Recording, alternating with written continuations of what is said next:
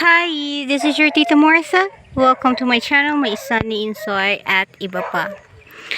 Kung hindi pa po kayo nakasubscribe, please do click the subscribe button and the notification bell so that you will always be notified kung meron akong bagong uploaded video. At kung nakasubscribe na po kayo, please don't forget to like, comment, and share. My topic for today is kailan ba dapat mag-abono ng mais at gaano karami ang inaabono. Disclaimer lang po, everything that is discussed in this video are based on our experience as a corn farmer, and I am not an agriculturist or an expert with this. Yan. We've been corn farming for 2 decades. Kaya ni-share ko lang po sa inyo kung ano yung mga nalalaman ko at naging effective po sa aming farm. Ang pag-aabono po kasi is putting nutrients to our soil para mas maganda ang ani ng ating mga mais. Ang ating mga mais, kailangan po niya ng 3 macronutrients, which are the nitrogen, phosphorus, and potassium. During nagtatanim kami, naglalagay po tayo ng organic fertilizer para makasupport po sa pagtubo ng ating mga mais. Then, after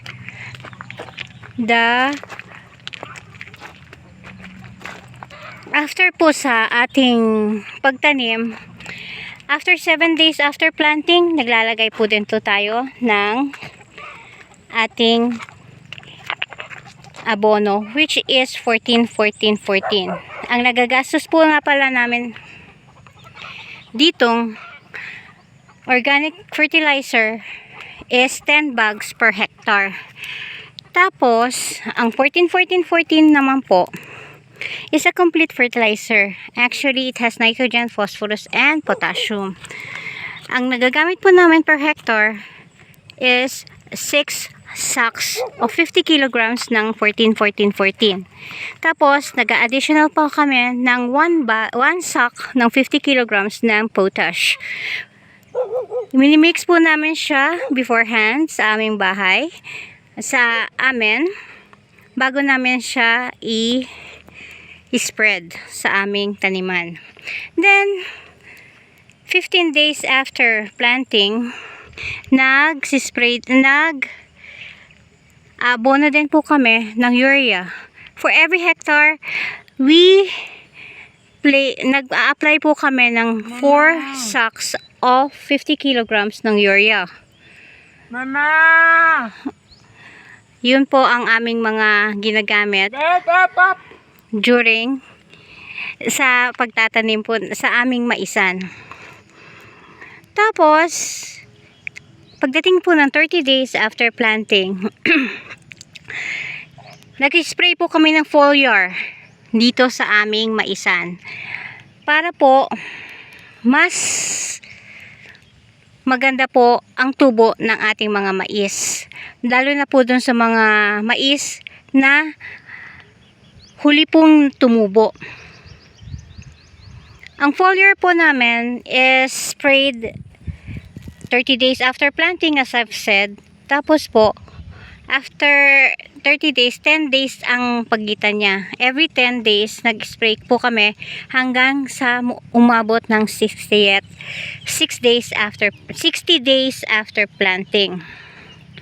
Kasi sa 60 days after planting na pumapasok na po siya sa reproductive stage. Hindi na po natin po pwedeng magalaw ang ating mais kasi po baka po magkaroon tayo ng mga fallen grains. At 60 days after planting onward, kailangan po ng maraming tubig ng ating mga mais. Yun po ang aming technique or yun po ang aming pamamaraan sa aming maisan. Ganun po ang aming pag-fertilize sa aming maisan. Sana po nakatulong po ito sa inyo. This is your Tita Martha saying happy maisan everyone. Thank you so much for watching. Have a great day and take care.